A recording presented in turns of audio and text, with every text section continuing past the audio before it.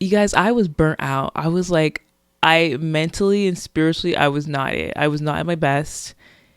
And yeah, I was not at my best. I have to say, like, I didn't want to say stop, but I slowly stopped spending time with God.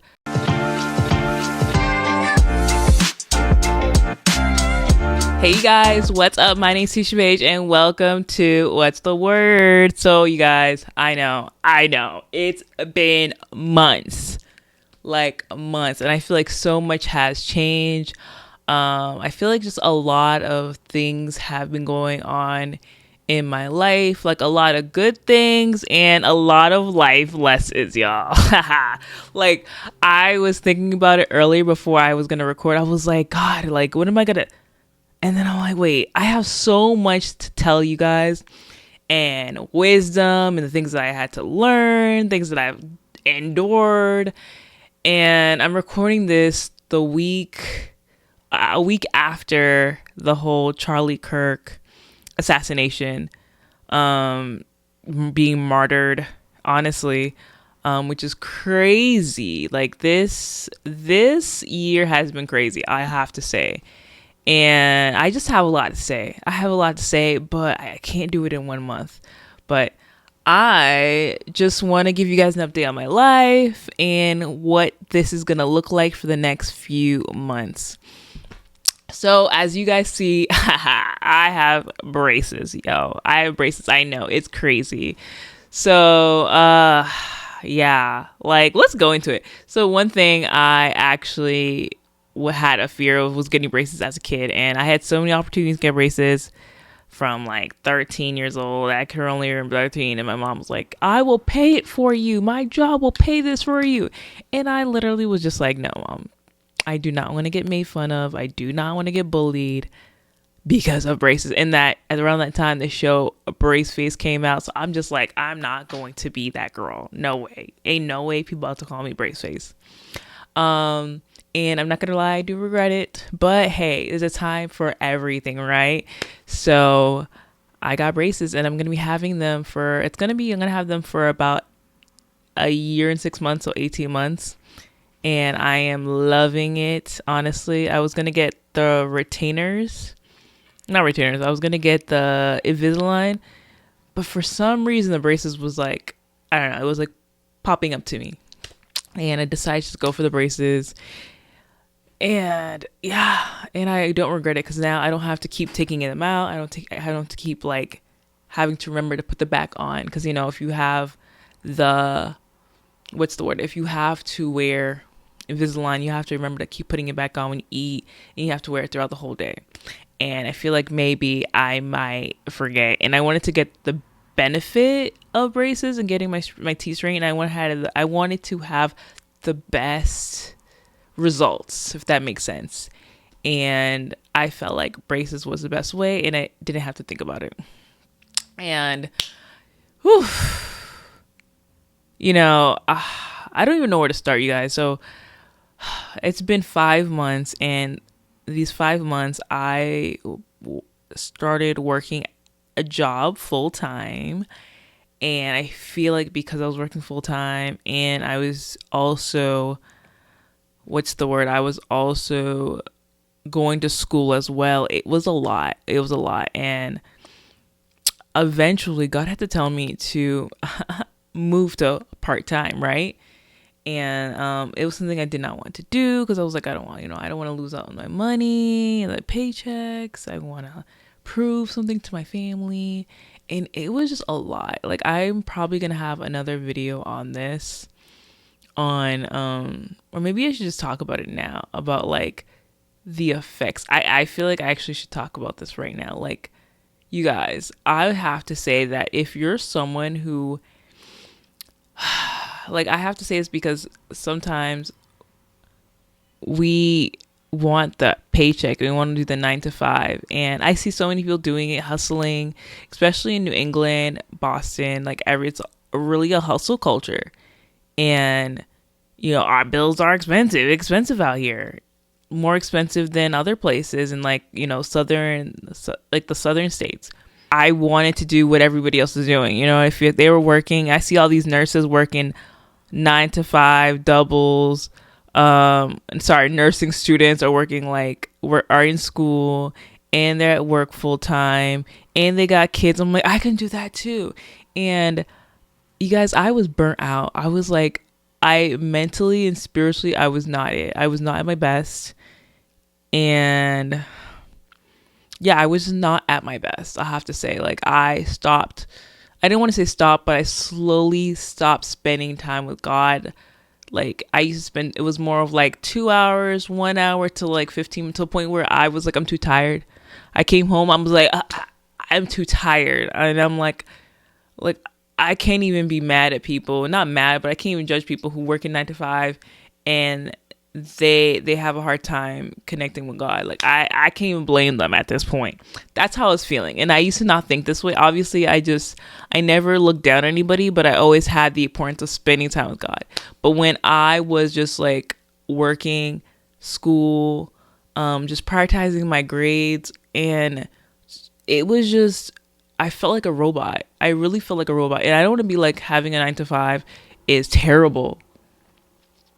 It's really not, you know what I mean? But I do feel like some people have the grace for it and some people aren't built for it. And I would have to say, God, definitely, I was not built for a 9 to 5, I'll have to say. And I believe maybe one day I'll work on a 9 to 5 in the future, maybe. But I notice God always wants me to focus on speaking, teaching, social media. And I am working, but I'm working part-time right now. Currently, I'm working part-time. And I'm also going to school part-time. And I'm doing this YouTube part-time. So, and by the grace of God, everything is taken care of. Like, I don't have to worry about my bills, finances. I'm not perfect, but we in the streets. Thank God for my mom. I live at home with my mom. And God just takes care of everything. You know what I mean? My school's taken care of, but everything's fine.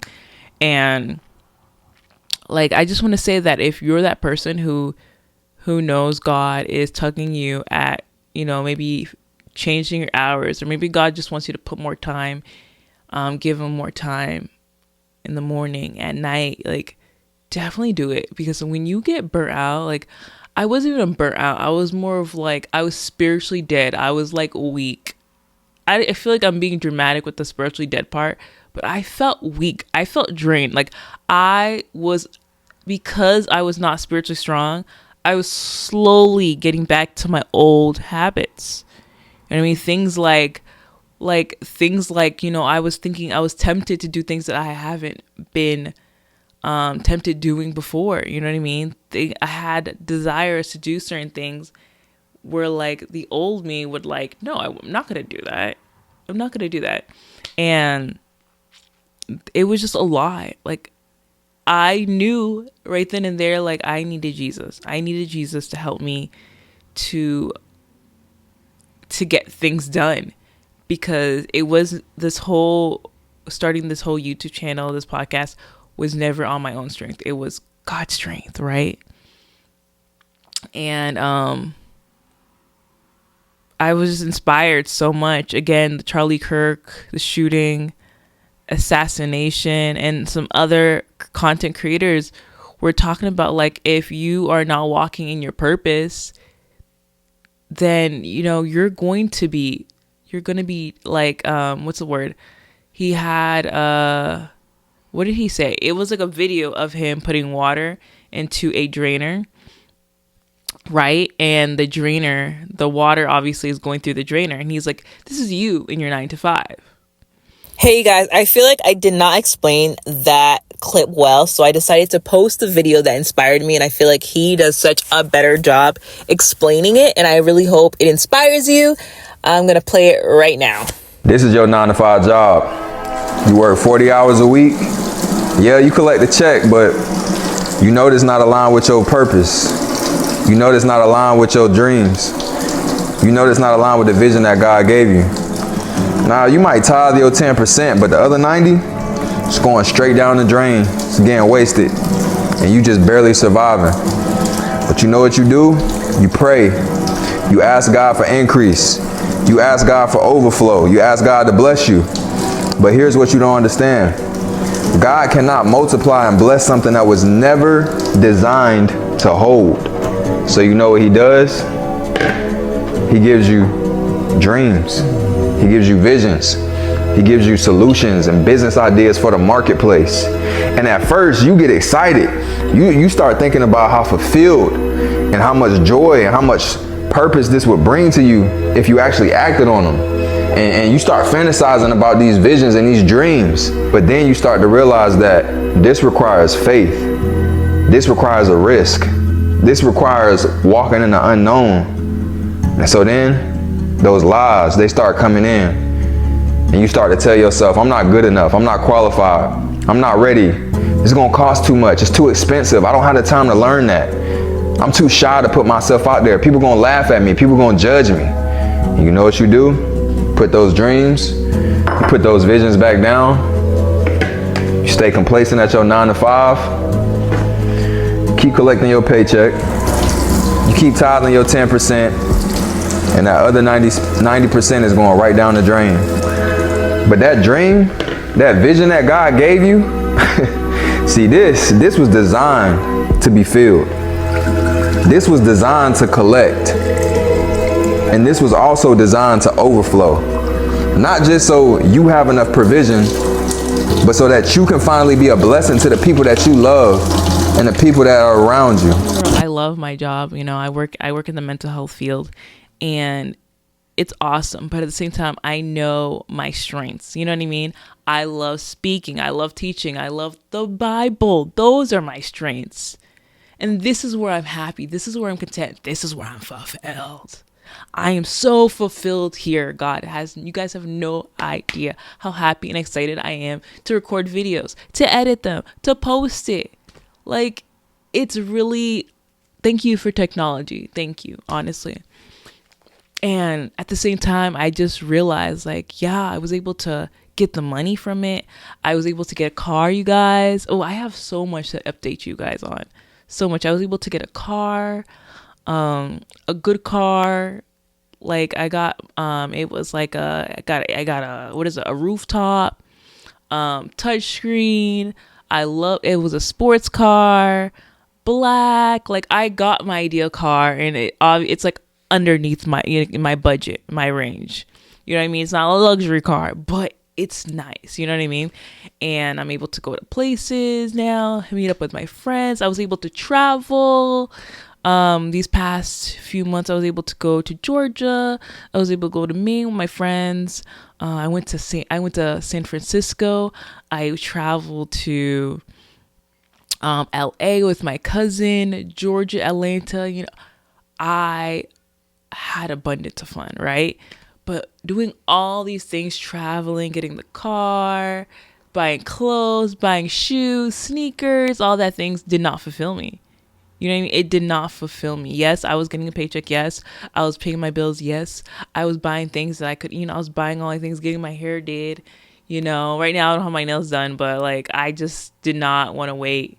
I was going to do my nails, and I was like, let me just record this video, and like, who cares, honestly, because this video was needed. And I just want you to let you know, if you are not fulfilled, if God is calling you to walk in his will, right?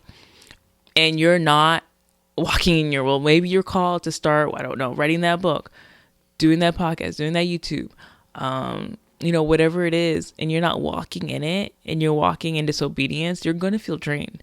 You're going to feel like your life is passing you, right? And I literally told my friend, I'm like, I do not feel fulfilled. I feel drained. My cup, like, yes, I have the car. Yes, I have a good paying job. Yes, I'm in school. Yes, I get to travel, do all these things. I have everything that I want, but I don't feel that happy. I was actually happy in the last season when I was just focused on God in school, and that's it. When I didn't have all those things, I was more fulfilled, happy, joyful when I was spending time with God. Oh my gosh. When I was in my word, when I was praying, when I was worshiping, I was more fulfilled there. And it's amazing. It's amazing how what you prioritize really changes you. If I focus on Jesus, I focus on God, I'm content, I'm happy. I'm not looking to I don't know, buy the next best thing, hoping that's gonna fulfill me. And then when I get it, it's not. Like I literally got a new computer system. Like I literally was able to get a lot of the things that I wanted this year. And I just realized, like, even though I have all these things, it still does not satisfy me. It looks good. It looks good, though. I'll be honest. It's nice to have these things, and I'm very thankful. But at the core, what made me happy was spending time with God, was doing what I was called to do, what I was created to do. What was I created to do? I was created to do this. I believe I was created to teach. I was created to be in my word, to teach the Bible. Be this YouTube channel, start this YouTube channel, start this podcast. And yes, I love mental health. I love psychology. But that's not my strength, if that makes sense. That's not God's will. Yes, it's a job, it's an assignment. Yeah. But God has put me in this space to really push the kingdom agenda. And because of the Charlie Kirk thing, it really just realized, like, Charlie Kirk had so much courage and faith. And I'll be honest, I did not know this man. I did not know this man at all. I knew of Candace Owens, did not know of Charlie Kirk. And then when I saw a whole bunch of his videos, I was like, wow, this man is courageous and he's strong. Like, God definitely used this man. It was giving Thomas. Thomas was the first guy, one of the first people to get murdered for being a disciple of Jesus. And that's what it was giving. And now I'm seeing all these people on social media, just like, I'm hearing so many testimonies. People talking about, like, their partner got saved. They're going to church now. They're going to start up their content creation. Like, I've just seen so many testimonies. So many people haven't even followed Charlie Kirk's page. Like, I remember I saw like the shooting. I was like, who is this guy? So I looked him up, followed him. And I remember when I followed him, he was probably like at 8 million. And now I went back and I saw a post saying that he wasn't even at 8 million before he died. He was probably at like 4 or 5 million. Now he's at 12 million followers right now. And he died a week ago. So many people have followed this man. And his wife is saying they're going to continue the podcast, continue the business he started. And I think that's amazing. And this really just ignites his faith in me. Like, wow, I need the body of Christ needs to, like, start walking in faith and doing exactly what God's called them. Be bold, share the gospel, teach, do whatever God's called you to do. You know, small or big, it does not matter. And I want to share with you guys more things that's going on in my life, and I'm going to make it a priority to continue being more consistent on this podcast. This podcast is not dead. It's not over. I'm still here, and I'm still going to be updating you on my faith journey. So don't sleep on me. Don't sleep on me, y'all. There's so many things that I want to do, and I'm just happy that I'm able to come in this space and share, like I probably shared with you guys like 5% of my life, but you know, this is a podcast, right? So every week I will have something to share with y'all. Anyways, I will see you guys in the next episode. Bye.